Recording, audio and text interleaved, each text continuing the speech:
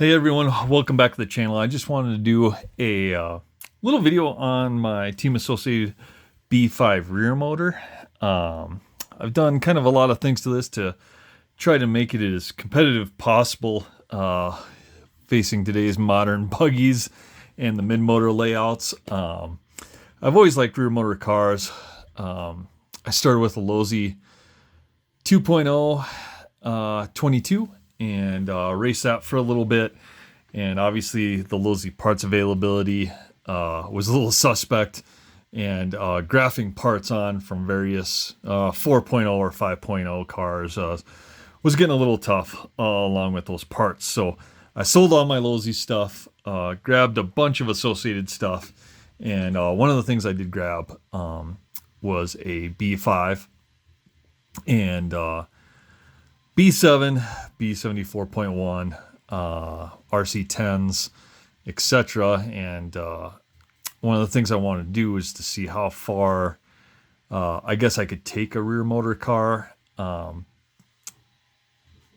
racing against all the mid-motor cars in more. So what I did was I started with kind of a blank slate, got a B5 chassis, and started to build it up from there. So I wanted to kind of work from front to back, show you all the modifications I did as well. That way, if you have a B5, whether it's a B5M or B5 rear motor, you can do these mods as well. And they're currently off-the-shelf parts. Most of them are B6 parts. I do have a couple B7 parts on here as well. So there's no worries about, well, you know, if I break an arm or something like that, the hobby shop's not going to have B5 arms in stock. Well, great. They more than likely have B6 arms in stock, front and rear. So we'll walk through the front, and I'm just going to kind of go through everything on here as well. So we'll take the body off and start at the front here.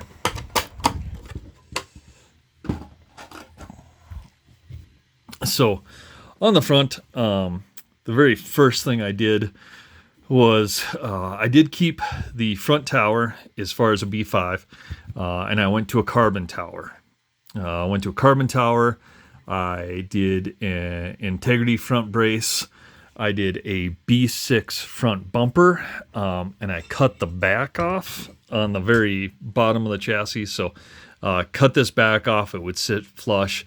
It's also wider than a standard B5 bumper, so you get a little bit more width to protect the hinge pins, especially if you're running the plastic front brace on there. The next thing I did was the B6 arms are a direct bolt-on. No modification necessary. How you can tell the B6 arms is they have 3 holes versus a B5 standard just has 2 holes. So it gives you a little bit more adjustability on the arm itself. You can also get going arms, and I have a set in carbon. I haven't tried them out yet because I got the car the way I like it, so I don't plan on really changing it any time.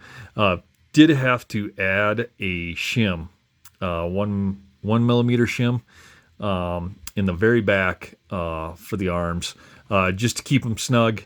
And take up a little bit of slack from the B5 front bulkhead. So on the outer part of the arm, you'll notice we did go with a complete, basically B6 front end. So B6 tie rods, B6 ball cups, carrier, spindle as well. So that makes kind of the whole front end of B6. Whether it's B6.1, B6.4, they're all really close to the same. And then I use shocks off my B7 because I did a Kashima shock body kit on that and put the 13 millimeter shocks on this. So the one thing you will notice is the standoffs. I think these are the 12 millimeter standoffs, and that's just to get the cap and the spring and everything to clear the tower. And not touch anything else, and make sure that suspensions is nice and free. So that's kind of all the front end modification I did on there. Like I said, if you're out racing, whether it's a B5 rear motor or a B5 mid motor, these parts should be readily available at your hobby shop still, because the B7's about, 6 months old now. So they should still have some B6 parts. If not, you can find them cheap online, whether it's A-Main Hobbies, Stormer, eBay. The only other thing I did in front is I did a J Concepts steering rack. So the aluminum steering rack's in there from J Concepts. Not needed, just kind of a bling factor, I think. The other thing I did buy Exotech makes a front servo horn that's out of aluminum. I haven't put it in there yet, but I will get to it because this one's got some wear and tear on it. So I don't want that failing, so I'm going to change that out here pretty quick. On the B5s, the front bulkhead tower or cover is getting pretty scarce to find. But Associated does have the DK10 short wheelbase, like short course truck. And that has a lot of parts that are reused from the B5. So this top deck plate, I guess is what you'd call it, is readily available. You just have to order it from there. So if you search for the B5 part number, it's going to show discontinued. If you search for the DK10 SW part number, that will show up. So using a Protec servo, using a full-size servo, really just for the weight. As far as the battery goes, the carbon fibers just bling. I usually run my batteries, shorty LiPo batteries, all the way forward with a spacer in the back. And then I am running a Hobbywing G2 low profile stock spec Speedo. And that's been great. I use that not only in my B5, but in a couple of my other cars as well. And then running my Fly Sky receiver and my transponder in the back as well. And then as we get to the back here, a couple things. Do have an Integrity rear bulkhead on there just to help stiffen that up. Running just a regular plastic rear shock tower on the B5, and those are still readily available as well. Not a problem getting those. Running gray springs with Associated shocks. Again, these are 13 millimeters, or the 13 millimeter big bores off of B7.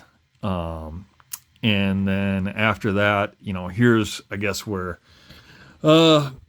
setup is going to depend, or your track might depend on what you want to do with this. So the entire rear end is basically a B6.2. So that is a B6 rear arm, complete B6 hub carry. I'm running an Exotech camber mount here, running the 69 millimeter bones, CVAs.